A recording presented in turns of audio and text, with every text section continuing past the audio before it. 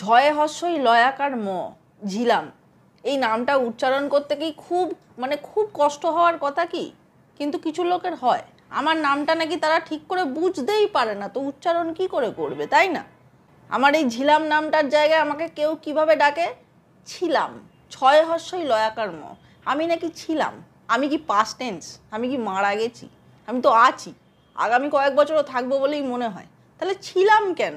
আমার এক বন্ধু গাঁজা খায়, সে আমার সাথে প্রথম আলাপের পর খুব খুশি হয়েছিল, বলল জীবনেই প্রথম কাউকে পেলাম যার নাম ছিলিম। ভাই, ছিলিম নয় আমার নাম। একজন লোক কমেন্টে আমাকে লিখেছে, তোমার ভিডিও খুব ভালো লাগে ঝালুম। ঝালুম হালুম হুলুম করছেন কেন আপনারা? আর কিছু লোক সব সময় আমাকে ছোট থেকে ঝিলিক বলে ডেকেছে। আমি কেন জানি না এই ঝিলিক নামটাকে আমার নিজের সঙ্গে অ্যাসোসিয়েট করতেই পারে না, আমার ছাপড়ি ছাপড়ি লাগে। যাদের ঝিলিক নাম তাদের প্রতি সম্মান রেখেই বলছি ভাই, আমার নিজের সঙ্গে ঝিলিক ব্যাপারটা একদম যায় না বলেই মনে হয়। সেদিন একজন সিরিয়ালের প্রডিউসারের সাথে দেখা হয়েছে, সে বলছে কেমন আছো জালিম? আমি বলছি জালিম? হ্যাঁ, মানে নিষ্ঠুর। আমার নাম জালিম নয়। বলছি আমি তোমার নামটা ভালো করেই জানি, জালিমটা তোমার ক্যারেক্টার, তুমি যা নিষ্ঠুরভাবে রোস্ট করো সিরিয়ালগুলোকে। এভাবে আমাকে ছিলাম, ছিলিম, জালিম, ঝালুম এগুলো বলবেন না।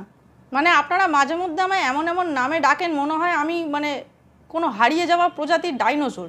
এরম করবেন না, আইডেন্টিটি ক্রাইসিস হয় আমার।